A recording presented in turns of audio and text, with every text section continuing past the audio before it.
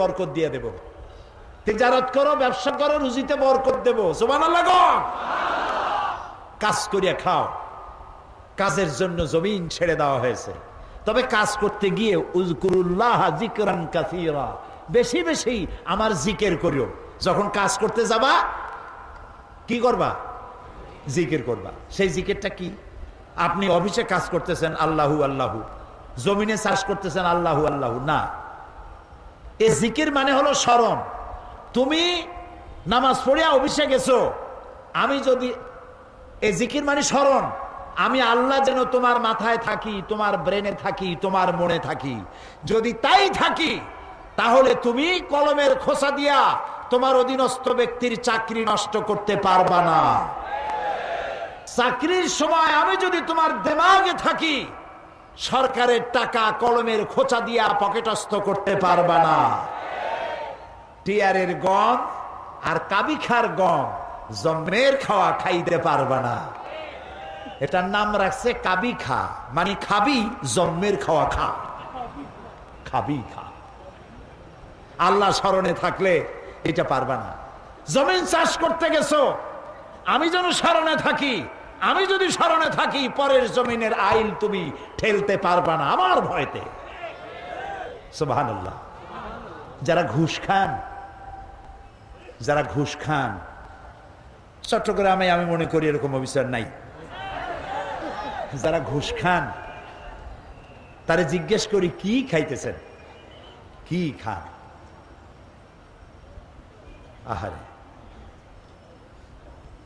মানুষের পিঠের উপরে পিস্তল ঠেকাইয়া তার কাছ থেকে টাকা আদায় করার নাম যদি সন্ত্রাসী তৎপরতা হয়, তাহলে অফিসিয়াল ফাইল আটকাইয়া মানুষের কাছ থেকে ঘুষ আদায় করা এর থেকে মারাত্মক সন্ত্রাসী তৎপরতা। অশিক্ষিত নিরক্ষর ভিক্ষুক প্রতিবন্ধী যদি মানুষের কাছ থেকে হাত পেতে খয়রাত নেয়, এটার নাম যদি ভিক্ষা হয়, তাহলে শিক্ষিত মানুষ সরকারের চেয়ারে বসে আনডিউ ফেভার যদি আপনার মক্কেলের কাছ থেকে ঘুষের টাকা নেন, তাহলে মূর্খ, অন্ধ, কানা, পঙ্গু লোকের ভিক্ষার চাইতে এটি আরো মারাত্মক ভিক্ষা। শান্তি পাবেন না, শান্তি পাবেন না। বহু টাকা ঘুষ খাইছেন, ঘুম হবে না, ঘুম হবে না। মনের মধ্যে সব চিন্তা, হায় হায় কোন সর্বনাশ, কোন ফাঁক দিয়া বন্দুকের গুলি আইসে আমার বুকটারে জাজরা করে নেয়। হযরত ওমর রাদিয়াল্লাহু তাআলা আনহু, ইসলাম কারে কয় বাবা, ইসলাম কাকে বলে? রোমক সম্রাট তার গোয়েন্দা বিভাগের লোক পাঠায় দিয়েছে, দেখো তো যেভাবে ইসলাম এক একটা দেশ দখল করতেছে, তার আদর্শ দিয়ে না জানি রোমও কবে চলে যায়। আমিরুল মুমিনিন কেমন সিংহাসন কেমন দেখে আসো। রোমের বাদশাহ, রোমের গোয়েন্দা বিভাগ আসলো, মদিনায় ঢুকে সাহাবীদের জিজ্ঞেস করছেন, আইনা মালিকুকুম, তোমাদের বাদশা কই? তারা বললো যে আমাদের জন্য কোনো বাদশা হয় না, বাল্লানা আমির, আমাদের জন্য একজন আমির হয়। আচ্ছা হলো আমির, সেই আমির কই? কয় যে কোথায় তা জানি না, তবে শুনেছি ওনার উট হারায় গেছে, উট তালাশ করতে গেছে। আশ্চর্য কথা, আমিরুল মুমিনিন অর্ধেকটা পৃথিবীর প্রেসিডেন্ট, উট হারায় গেছে তালাশ করতে গেছে নিজে। কোন দিকে গেছে? কয় শুনছি এই দিকে গেছে। গোয়েন্দা বিভাগের প্রধান সেই দিকে গেল, যাইয়া দেখতে পেল সাথে একটা লোক গেছিল, যাই দেখে একটা উট গাছে বাঁধা, আর গাছের তলে একটা লম্বা মানুষ শোয়া। যখন শুইছিল তখন হয়তো গাছের ছায়াটা ছিল, বেলা গড়ে গেছে, গাছের ছায়া সরে গেছে, রোদের মধ্যে হাত মাথার তলে দিয়া শোয়া, উট বান্ধা, আর কপালের ঘামে মাথার নিচের বালি ভেজা। সাহাবী বললেন, এই হচ্ছে আমাদের আমিরুল মুমিনিন ওমর ইবনুল খাত্তাব রাদিয়াল্লাহু তাআলা। রোমের গোয়েন্দা বিভাগের প্রধান। স্বাগতোক্তি মুখ থেকে বেরিয়ে গেল, ওমর আমার দেশের প্রেসিডেন্ট রাতের বেলায় দুর্গে ঘুমায়, চতুর্দিকে দুর্ধর্ষ সেনাবাহিনীরা বন্দুক উঁচু করে পাহারা দেয় সারা রাত, তারপরেও আমার বাদশার ঘুম হয় না, কোন ফাঁক দিয়া গুলে এসে পৈতৃক সম্পত্তি জীবন পাখি উড়ে যায়। আর তুমি কোনো পাহারাদার নাই, কোনো লোক নাই, জন নাই, এই নির্জন মরুভূমিতে একা একা শুয়ে আছো। নিশ্চয়ই তুমি তোমার জনগণের হক আদায় করেছো, তাই তোমার পাহারাদারের দরকার নাই। যিনি তোমারে বানাইছে সেই আল্লাহই তোমার পাহারাদার। এর নাম ইসলাম। শুধু নামাজ রোজা হজ যাকাতের নাম ইসলাম নয়, এর নাম ইসলাম। রুজি রোজগার করার জন্য সমস্ত নবীরা কাজ করেছেন, সাহাবায়ে কেরাম কাজ করেছেন, ক্ষুধায় কষ্ট করেছেন, ক্ষুধার যন্ত্রণায় ছটফট করেছেন সাহাবায়ে কেরাম।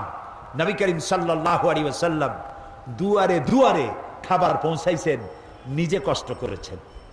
প্রিয় ভাই সব, হযরত ওমর রাদিয়াল্লাহু তাআলা আনহু মসজিদ নববীর ভিতরে বসে দেখলেন জোহরের সময় কয়েকটা লোক বসা, আসরেও তারা, মাগরিবেও তারা, এশায়ও তারা, পরের দিন ফজরেও তারা। জিজ্ঞেস করলেন, এই বেটারা তোমরা কারা? প্রত্যেক নামাজে এক জায়গায় দেখি। বলল যে আমরা আল্লাহর ইবাদত করি, জিকির আজকার করি। তো তোমরা খাও কি? কয় যে আল্লাহ ভরসা করে আছি, আমাদের এই জায়গায় জিকির আজকার করতে দেখিয়া এলাকার লোকেরা রান দিয়ে আমাদেরকে খাওয়ায়। কয় তাহলে তো তোমরা আল্লাহরে ভরসা করো না, তোমরা তো মানুষের উপর ভরসা করে আছো। শোনো, আগামীকাল এটা তো ফজর গেল, আজকের জোহরের নামাজের পর যদি এই জায়গায় তোমাদেরকে বসা দেখি, ব্যাট মেরে মসজিদ থেকে বের করে দেব। এটা ইসলাম নয় যে তুমি কাজ করবে না, বসে বসে খাবে, এর নাম ইসলাম নয়। তুমি নিজে কাজ করবে, নিজের জন্য, অন্যের জন্য কাজ করো, এটি হলো ইসলামের নির্দেশ। সুতরাং ইসলাম নামাজ রোজা হজ যাকাত নিয়েই শুধু আসে নাই, এসেছে মানবতার কল্যাণের জন্য, মানবতার মুক্তির জন্য। সুবহানাল্লাহি ওয়া বিহামদিহি, সুবহানাল্লাহি ওয়া বিহামদিহি। আল্লাহ তাআলা রাসূল বলেছেন তিনটা কাম করো। কয়টা কাম? তিনটা কাম করো। আফশুস সালাম ওয়া আতইমুত তুআম ওয়া সাল্লু ওয়ান নাসু নিয়াম তাদখুলুল জান্নাতা বিসসালাম। সুবহানাল্লাহ। আফশুস সালাম, সালামের প্রচলন করো, খালি সালাম দাও। কালকে বলছিলাম না, মনে আছে? এই যে দেখা হইলো আসসালামু আলাইকুম, রাস্তায় দেখা হবে আসসালামু আলাইকুম। হযরতে আব্দুল্লাহ বিন ওমর রাদিয়াল্লাহু তাআলা আনহুমা গণ বাজারে যাইতেন।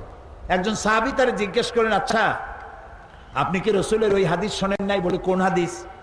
যে রাসূলুল্লাহ বলেছেন সব থেকে উৎকৃষ্ট জায়গা কোনটা? বলেন।